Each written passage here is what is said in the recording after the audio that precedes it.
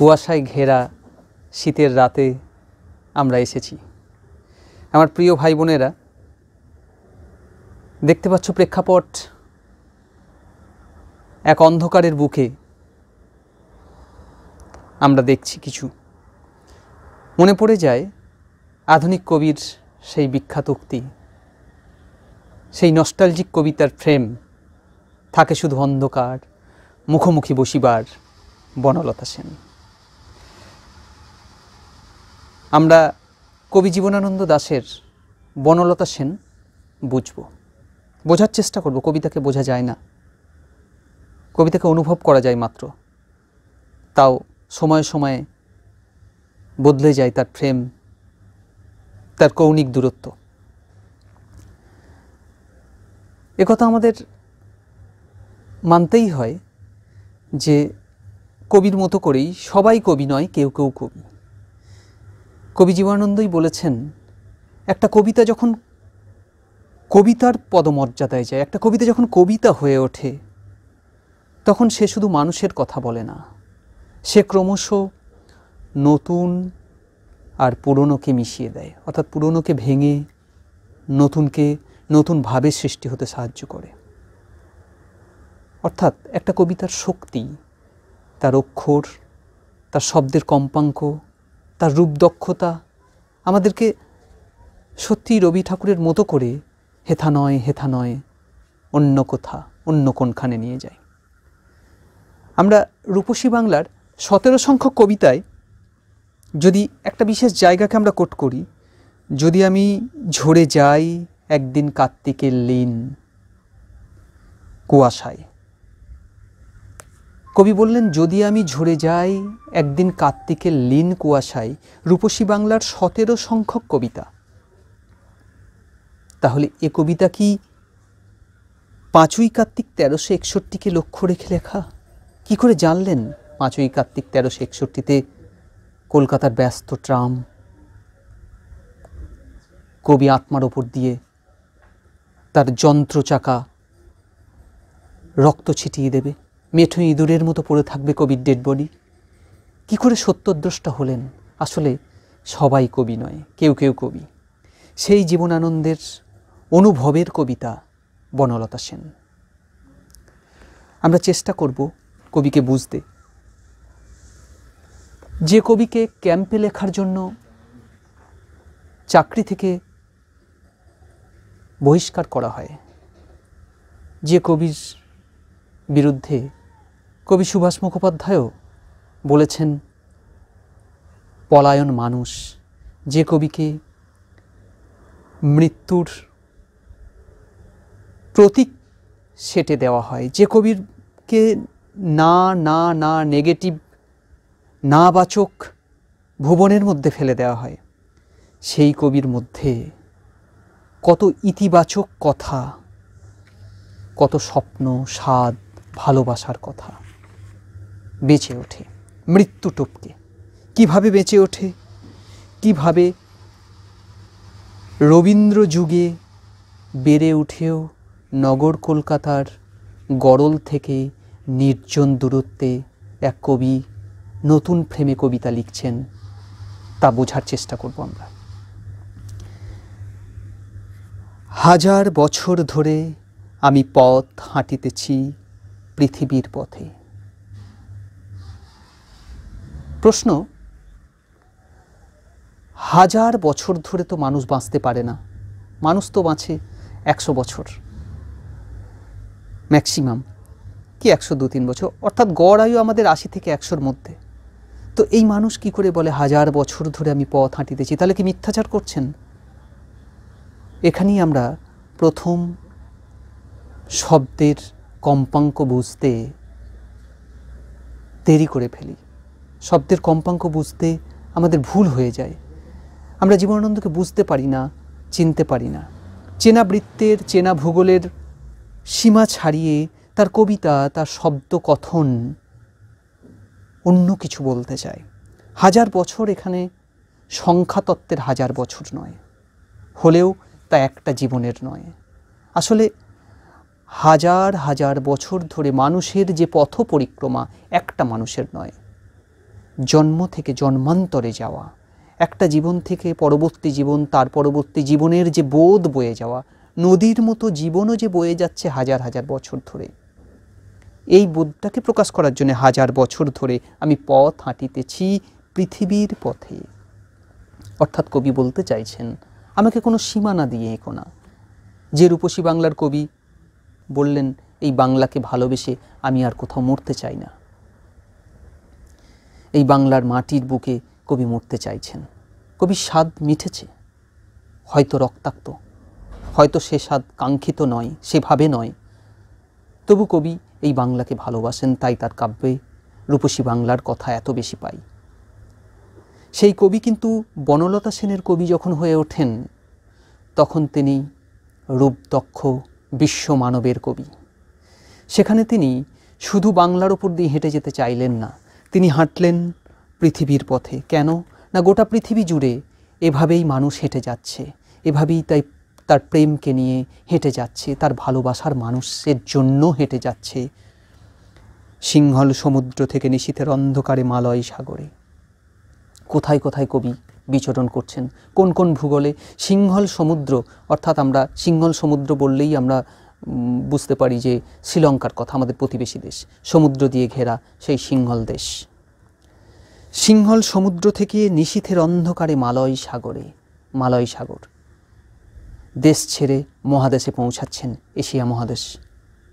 তাহলে সিংহল সমুদ্র থেকে নিশীথের অন্ধকারে কবি মালয় সাগরে যাচ্ছেন। সমুদ্র থেকে সাগর এক সসীম, সমুদ্রও অসীম, তবু কম ব্যাপক থেকে বৃহত্তর ক্ষেত্রে কবি পৌঁছে যাচ্ছেন। আর কি হচ্ছে? নিশীথের অন্ধকার। কেন? কবি কি অন্ধকারের কবি? সেই জন্যই। আসলে অন্ধকার একটা ফ্রেম, এই অন্ধকারের ফ্রেমের বুকে জোনাকি যখন লিখে যায় তার রূপকথা, একটা অন্ধকার বুকে আর কোনো রং থাকে না, কিন্তু আলোর মাঝে অনেক রং থাকে। আলোর মধ্যে থাকে আধুনিকতা, আলোর মধ্যে থাকে জটিলতা, আলোর মধ্যে থাকে মুখোশ, কিন্তু অন্ধকারের কোনো মুখোশ নাই, তার একটাই রং। আলো নানা রং, কিন্তু অন্ধকারের একটাই রং, কালো। জন্ম এবং মৃত্যু নামক মানুষের এই দুটো প্রান্তিক বোধ অন্ধকার দিয়েই নির্মাণ।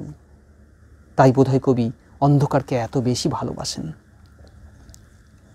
সিংহল সমুদ্র থেকে নিশীথের অন্ধকারে মালয় সাগরে অনেক ঘুরেছি আমি। কবি কিন্তু পায়ে হেঁটে ঘুরছেন, কোনো আধুনিক যন্ত্রে নয়, কোনো আধুনিক যানে নয়। বিম্বিসার অশোকের ধূসর জগতে সেখানে ছিলাম আমি। বিম্বিসার অশোকের যুগে কবি পৌঁছে গেছেন, সেই শতাব্দী শতাব্দী প্রাচীন সেই যুগে, যে যুগে মানুষ রোদাই করে নির্মাণ করত পাথর কেটে কেটে তার শিল্প সুষমা। সেই শৈল্পিক ঐতিহাসিক ক্ষেত্রেও কবি বিচরণ করেছেন। কবি কোথায় ছিলেন? সিংহল সমুদ্র থেকে মালয় সাগরে যখন কবির ভূগোল বা মানচিত্র এগিয়ে যাচ্ছিল, সেটা ছিল একটা ব্যাপ্তি, একটা ব্যাপকতা, একটা সীমা, একটা মানচিত্র। কবি যখন বিম্বিসার অশোকের ধূসর জগতে চলে গেলেন, এই ধূসরতা শুধু অনেক অতীত, অস্পষ্টতা, অনেক অতীত যেমন আমাদের কাছে অস্পষ্ট হয়ে যায়, তার স্বচ্ছতা হারিয়ে যায়, সেই রকম একটা ইঙ্গিত কবি ধূসর শব্দের মধ্যে দিলেন। আর বিম্বিসার অশোকের যুগে পৌঁছে কবি বোঝাতে চাইলেন, আমাদের এই হাঁটা, আমাদের এই পায়চারি শুধু বর্তমানের ব্যাপক ক্ষেত্রে নয়, শুধু দেশ মহাদেশ সাগরের পারে নয়, সময় টপকে অনেক অনেক অনেক ইতিহাসের ওপারেও আমাদের এই হাঁটা, আমাদের এই বিচরণ। তাই বিম্বিসার অশোকের ধূসর জগতে সেখানে ছিলাম আমি। আরও দূর অন্ধকারে বিদর্ভ নগরে, আরও প্রাচীন, আরও দূর বিদর্ভ নগর, বর্তমান মহারাষ্ট্রে। সেই বিদর্ভ নগর যেখানে জঙ্গলে ভর্তি ছিল, সেই বিদর্ভ নগরেও কবি ছিলেন। আমি ক্লান্ত প্রাণে। কি করে কবি থাকতে পারেন? কবি নয়, কবি আত্মা। কেমন কবি আত্মা? যে কবি আত্মা আজকে পায়চারি করছেন অন্ধকারের বুকে, যে কবি আত্মা দেশ থেকে মহাদেশে পৌঁছে যাচ্ছেন, সেই কবি আত্মা, সেই প্রেমিক আত্মা সেদিনও ছিলেন, আজও আছেন। আমি ক্লান্ত প্রাণে, চারিদিকে জীবনের সমুদ্র সফেন, আমারই দুদণ্ড শান্তি দিয়েছিল নাটোরের বনলতা সেন। আমি ক্লান্ত প্রাণ এক। কবি স্বীকার করেছেন তার ক্লান্তি। কবিতা মানেই ভাবুক নয়, কবিতা মানেই ভাবালুতা নয়, ইমোশন নয়। কবি গীতিকবি হলেও, রূপসী বাংলার কবি হলেও কবি কিন্তু আধুনিক। কবি বোঝেন যে এত এত পায়চারির পর একটা ক্লান্তি আসবে, একটা বিষাদ আসবে। জীবন সবটাই গোলাপ ফুল বা রজনীগন্ধা নয়, তারও কিছু ক্যাকটাস থাকে। আমি ক্লান্ত প্রাণ এক, চারিদিকে জীবনের সমুদ্র সফেন। এই ক্লান্ত প্রাণ, জীবন যখন ক্লান্ত হয়ে যায়, যখন খুঁজতে খুঁজতে হার মানে মানুষ বা ক্লান্তি আসে, অবসাদ ঘনিয়ে আসে, তখন চারিদিকে জমে ওঠে সফেন সমুদ্র। সফেন সমুদ্র এখানে আর কিছু নয়, ফেনার মধ্যে যেমন সলিড কিছু থাকে না, ফেনার যেমন কোনো কিছুক্ষণ পর ফেনার যেমন কোনো অস্তিত্ব থাকে না সমুদ্রের ফেনার, ঠিক সেরকম জীবনের চারিদিকে কবি যা পাচ্ছেন, কবির যে চাওয়া পাওয়ার বৃত্ত, সে বৃত্ত যেন ওই ফেনার মতো, নোনতা ফেনা। তা যেন বিস্বাদ। আমার এই দুদণ্ড শান্তি দিয়েছিল নাটোরের বনলতা সেন। এত বিস্বাদ, এত তিক্ততা, এত পরিশ্রান্তের পরও কবি দুদণ্ডের জন্য শান্তি পেয়েছিলেন নাটোরের বনলতা সেনের কাছে। বাংলা কবিতায় এই প্রথম একটা নেম প্লেট পেলাম আমরা, যে নেম প্লেটের মধ্যে আমরা টাইটেল সহ, ঠিকানা সহ একটা নায়িকাকে পাচ্ছি। মিসেস সেন, অ্যাড্রেস বাংলাদেশের নাটোর। ভূগোলটা যেখানেই হোক, আমরা এই প্রথম একটা সলিড, একটা বাস্তবসম্মত নারীর পরিচয় পেলাম, যে নারী শুধুমাত্র কল্পনার ওপর তৈরি নয়, যে নারী একদম এই পৃথিবীর চেনা ভূগোলের, এই পৃথিবীর চেনা টাইটেলে গড়িয়সী এক সাধারণ নারী, যে নারী পরিশ্রান্ত প্রেমিককে দুদণ্ডের জন্য শান্তি দিয়েছিলেন। কবিতায় প্রথম স্তবকে আমরা শুধু দেখলাম কবির পথ চলা, জীবনানন্দ দাশের প্রিয় মানবীর বা প্রেমের ঠিকানার খোঁজ পাওয়া, যেখানে তিনি দুদণ্ডের শান্তি পেয়েছিলেন। দ্বিতীয় স্তবকে যখন আমরা এলাম, তখন আমরা দেখছি যে মেয়ের কথা এখানে, যে বনলতা সেনের কথা এখানে কবি বলেছেন, সেই বনলতা সেনের পরিপূর্ণ পরিচয় শুধু নাম আর ঠিকানা দিয়ে নয়, তার জ্যামিতিক পরিচয় আমরা পাচ্ছি। চুল তার কবেকার, অন্ধকার বিদিশার নিশা। চুল তার কেমন? চুল তার কবেকার, অন্ধকার বিদিশার নিশা। বিদিশার রাত্রির মতো মায়াবী, অন্ধকারের মতো তার চুল। বাংলা কবিতায় চুলের অনেক উপমা হয়েছে, কঙ্কনার চুলের উপমা হয়েছে। কখনো চুল এসেছে বন্যার মতো, কখনো চুল এসেছে ঢেউয়ের মতো, কিন্তু বিদিশার মায়াবী রাত্রির মতো এক মায়াময় কালো চুলের বন্যা, এক কালো চুলের স্তব্ধতা আমাদেরকে অন্য জগতে নিয়ে যায়। মুক্তার শ্রাবস্তীর কারুকার্য। মুখের মধ্যে আমরা কি পাচ্ছি? মুখের মধ্যে শ্রাবস্তী নগরীর অসাধারণ ভাস্কর্য শিল্প পাচ্ছি, যে শিল্পের মধ্যে শিল্পীর ঘাম আছে, যে শিল্প সস্তার শিল্প নয়। তাহলে যে বনলতা সেনের কাছে আমরা পৌঁছাতে চাইছি, কবি পৌঁছাতে চাইছেন, যার জন্য কবির এত পথ পরিক্রমা, সেই মানবীটি কিন্তু সাধারণ কোনো মানবী নয়। সে মানবীর চুলের মধ্যে আছে এক মায়াময় রাত্রির নিস্তব্ধতা, এক মায়াময় রাত্রির অথয়তা, যার থই পাওয়া যায় না। সে মানবীর মুখের মধ্যে আছে শ্রাবস্তীর কারুকার্য, যার মুখ ঢেকে যায় বিজ্ঞাপনে তেমন কোনো মানবী নয়, যার মুখ ঢেকে যায় ল্যাকমিতে তেমন কোনো মানবী নয়। সে মানবীর মুখে শ্রাবস্তী নগরীর কারুকার্য, অর্থাৎ শিল্পীর রোদার ঘামে ঘামে নির্মাণ হওয়া, মনের মাধুরী মেশানো সে এক অসাধারণ কারুকার্য। যে কারুকার্য যেমন পাথরের ভাস্কর্যের কারুকার্য যেমন অল্প দিনে নষ্ট হয় না, অনেক দিন থেকে যায়, অনেক সময়ের কাছে সে তার নিজের রূপ মেলে ধরে, ঠিক তেমনি বনলতা সেনের কারুকার্য, মুখের কারুকার্য। অতি দূর সমুদ্রের পর হাল ভেঙে যে নাবিক হারায়েছে দিশা, সবুজ ঘাসের দেশ যখন সে চোখে দেখে দারুচিনি দ্বীপের ভিতর, তেমনি দেখেছি তারে অন্ধকারে। অতি দূর সমুদ্রের পর হাল ভেঙে যে নাবিক হারায়েছে দিশা। অতি দূর সমুদ্রের পর অর্থাৎ মাঝ সমুদ্রে হাল ভেঙে যখন একটা নাবিক তার দিশা হারিয়ে ফেলে, তখন তার কাছে দ্বীপের অনুভূতি যেমন, সবুজ দ্বীপের অনুভূতি যেমন তার কাছে সব পেয়েছের দেশ হয়ে যায়, পরম পাওয়া হয়ে যায়, তেমনি করে কবির পরম পাওয়া হয়েছে বনলতা সেন। তাই বলছে অতি দূর সমুদ্রের পর হাল ভেঙে যে নাবিক হারায়েছে দিশা, সবুজ ঘাসের দেশ যখন সে চোখে দেখে দারুচিনি দ্বীপের ভিতর। এই দারুচিনি দ্বীপ কিসের প্রতীক? এই দারুচিনি দ্বীপের সঙ্গে যেন আমাদের শ্রীলঙ্কার একটা সম্পর্ক আছে। শ্রীলঙ্কার চারিদিকে যেমন সমুদ্র দিয়ে ঘেরা, শ্রীলঙ্কা একটা ছোট্ট দ্বীপের মতো, এবং সেখানে দারুচিনিও প্রচুর হয়। তো সেই দারুচিনি দ্বীপের কথা এবং দারুচিনির যে মিষ্টতা, হালভাঙা নাবিকের কাছে দ্বীপের সন্ধান যে মিষ্টতা, সেই মিষ্টতা নিয়ে বনলতা সেন কবির কাছে আসে। তেমনি দেখেছি তারে অন্ধকারে, বলেছে সে এতদিন কোথায় ছিলেন। প্রেমের কি অদ্ভুত সম্ভাষণ, রাবীন্দ্রিক সম্ভাষণ যখন বলে প্রহর শেষের আলোয় রাঙা সেদিন চৈত্র মাস, তোমার চোখে দেখেছিলেম আমার সর্বনাশ, সেখানেও তুমি। কিন্তু প্রেমের এক অদ্ভুত সম্মানীয় সম্ভাষণ, এতদিন কোথায় ছিলেন। এ কি সম্মান না দূরত্ব? আর এই প্রশ্নের মধ্যে দুটো উত্তর যেন লুকিয়ে আছে। এতদিন আসেননি কেন, বা আসতে দেরি করে ফেলেছেন? এই প্রশ্নের মধ্যে লুকিয়ে আছে অনেক কথা, অনেক না বলা কথা।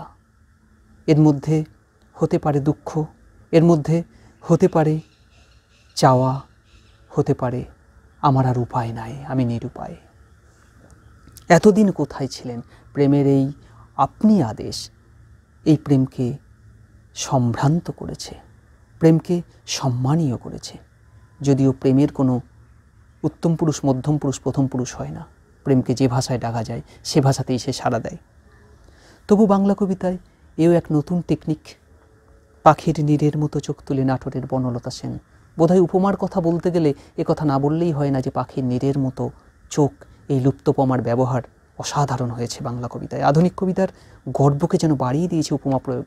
এমনিই জীবনানন্দ রূপ দক্ষ কবি, তার উপমা, তার রূপক অসাধারণ। তবুও এই কবিতা পাখির নীড়ের মতো চোখ। পাখির নীড় কিসের ইঙ্গিত দেয়? শুধু কি একটা সেই তাল গাছ, খেজুর গাছে ঝোলা সেই পাখির নীড়? না, পাখির নীড় কিসের ইঙ্গিত দেয়? পাখি তার নিজের সন্তানের জন্য একটা একটা করে খড়কুটো দিয়ে সঞ্চয় করা, অনেক দিন ধরে অনেক সাধনা করে অনেক শিল্পময় করে তৈরি করে তার বাসাটা।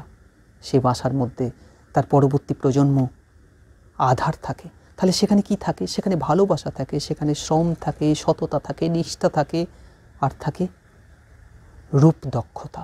এই এত কিছু যে চোখের মধ্যে পেয়েছে, সেই চোখকে খোঁজার জন্যই কবির এত এত পথ পরিক্রমা। বনলতা সেনের শেষ আইডেন্টিটি, শেষ পরিচয় আমরা যেটা পেলাম, পাখির নীড়ের মতো চোখ। অর্থাৎ এতক্ষণ পর্যন্ত যে দেহজ রূপদক্ষতার কথা কবি বললেন, শেষকালে যখন পাখির নীড়ের কথা বললেন, তখন দেখলাম এই সৌন্দর্যের প্রতিমা, এই সৌন্দর্যের মানবীর চোখ দুটো আসলে নির্ভরতার এক পরম ঠিকানা। এই পরম ঠিকানায় কবি পৌঁছাতে চেয়েছেন। কিন্তু এখানে কি পৌঁছানো যায়? সমস্ত দিনের শেষে শিশিরের শব্দের মতন সন্ধ্যা আসে, একদিন দিন শেষ হয়ে যায়, একদিন প্রেম শেষ হয়ে যায়, একদিন জীবন শেষ হয়ে যায়, সন্ধ্যা আসে। সন্ধ্যা আসে, ডানায় রৌদ্রের গন্ধ মুছে ফেলে চিল। চিল কি করে?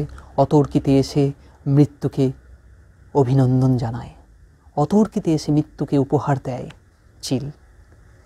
পরিপক্কতার সমস্ত ঘ্রাণ মুছে ফেলে।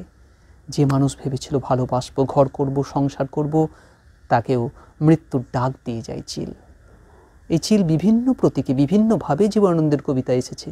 মৃত্যু বোধহয় জীবনানন্দকে এইভাবে আচমকাই বারবার হানা দিত জীবনানন্দের জীবনে। তাই বোধহয় নিজের জীবনের মৃত্যুটাও এই চিলের মতো আচমকা হয়ে গেছে, মিঠো ইঁদুরের মতো। ডানায় রৌদ্রের গন্ধ মুছে ফেলে চিল, পৃথিবীর সব রং নিভে গেলে পাণ্ডুলিপি করে আয়োজন।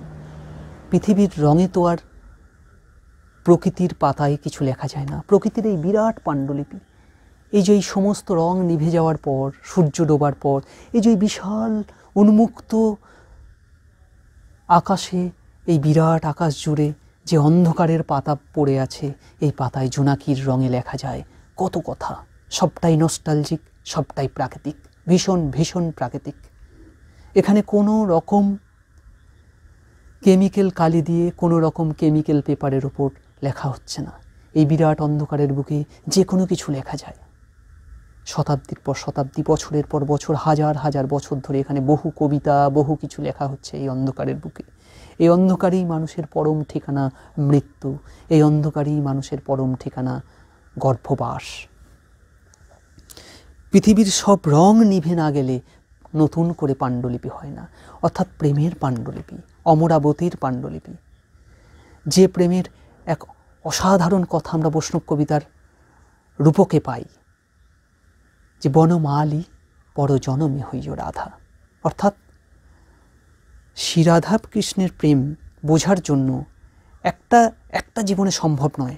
তাই আমরা শুনেছি যে চৈতন্যকে পরবর্তী জীবনে আসতে হয়েছে শ্রীরাধার প্রণয়ে মহিমা কি দিশৌ বানয় বা সাধ্য চেনাদ্ভূত মধুরিমা কি দিশং ব্যতিলোভাত তৎভাবঢং সমজনী শচী গর্ভৌ সিন্ধু হরিন্দু। অর্থাৎ শ্রীরাধা কৃষ্ণের প্রেম কেমন তা বোঝার জন্য শচী মায়ের গর্ভে রাধা এবং কৃষ্ণের মিলিত তনু হিসাবে জন্ম নিয়েছেন শ্রী চৈতন্যদেব। একটা জীবন ধরে একটা প্রেমকে বোঝা গেল না। তাহলে একটা প্রেমকে বুঝতে গেলে মরণোত্তর জায়গায় পৌঁছে যেতে হয়, একটা জীবনে নয়। তাই জীবনানন্দ প্রেমের পরিপূর্ণতার দিকে এগিয়ে যেতে চাইছেন। যদিও চিলের বাধা আছে, তবু মৃত্যু ছাড়া, পরম অন্ধকার ছাড়া এখানে কিছু পাওয়া যায় না। আলোর রং মিথ্যা, এই মিথ্যা থেকে কবি নিষ্কৃতি চেয়েছেন। তাই পৃথিবীর সব রং নিভে গেলে পাণ্ডুলিপি করে আয়োজন। এই পাণ্ডুলিপি প্রেমের পাণ্ডুলিপি, প্রেমপত্র। তখন গল্পের তরে জোনাকির রঙে ঝিলমিল, তখন গল্প লেখা হয় জোনাকির রঙে ঝিলমিল। এই বিরাট নক্ষত্রের নিচে, এই বিরাট কালো পাতা জুড়ে জোনাকির রঙে লেখা হচ্ছে কত গল্প। হাজার হাজার বছর ধরে কত মানুষের কত পথ পরিক্রমার গল্প, কত পাওয়া না পাওয়ার গল্প, কত বনলতা সেনের গল্প। তখন গল্পের তরে জোনাকির রঙে ঝিলমিল। সব পাখি ঘরে আসে, সব পাখি ঘরে আসে কখন? সাঁঝবেলায়। সব নদী ফুরায় এ জীবনের সব লেনদেন। সব নদী কখন ফুরায় এ জীবনের সব লেনদেন? যখন সাগরে মেশে, তখন আর নদীর কোনো অস্তিত্ব থাকে না। জীবন যখন মৃত্যুতে মেশে, মৃত্যু হচ্ছে সেই পরম সাগর, মৃত্যু হচ্ছে সেই ব্যাপক ক্ষেত্র, যে বিস্তারিত ক্ষেত্র যেখানে সব ঠিকানা পাওয়া যায়। সেই মৃত্যুর মতো গভীর ব্যাপক সাগরে মিশে যায় জীবন। থাকে শুধু অন্ধকার, মুখোমুখি বসিবার বনলতা সেন। তাহলে মৃত্যু কঠিন, মৃত্যু গভীর ক্ষেত্রে মুখোমুখি না এলে বনলতা সেন পাওয়া যায় না। তাহলে বনলতা সেনকে পাওয়ার জন্য মাঝে থাকতে হয় শুধু অন্ধকার, শুধু নীরবতা। পাখি ঘরে ফেরার পরে যে নীরবতা, নদী সাগরে মেশার পরে যে নীরবতা, অর্থাৎ চলনশীলতার একেবারে প্রান্তে, মৃত্যুর গভীরে জীবনের সমস্ত আলোকিত মুখোশ ছাড়িয়ে এক পার্থিব অথচ অপার্থিব পৃথিবীতে থেকেও এক অপার্থিব মায়াময় মৃত্যু কঠিন হিমশীতল ক্ষেত্রে বনলতা সেনের মতো প্রকৃতি রূপিণী, প্রকৃতি প্রেমিকাকে পাওয়া যায়। এই বনলতা সেন কবিতার শেষকালে এসে আর কোনো ব্যক্তিগত মানবী থাকছেন না, তিনি প্রকৃতি হয়ে যাচ্ছেন। এমনিতেই তার প্রকৃতি সত্তা, তার সত্তার মধ্যে মিশে আছে ইতিহাস ভূগোল, তার সত্তার মধ্যে মিশে আছে দেশ কালের সীমা টপকে যাওয়ার এক ব্যাপক ক্ষেত্র। সেই ক্ষেত্রকে, সেই অনুভবকে হৃদয়ে মিশিয়ে নেওয়ার জন্য একটা জীবনের পক্ষে সম্ভব নয়।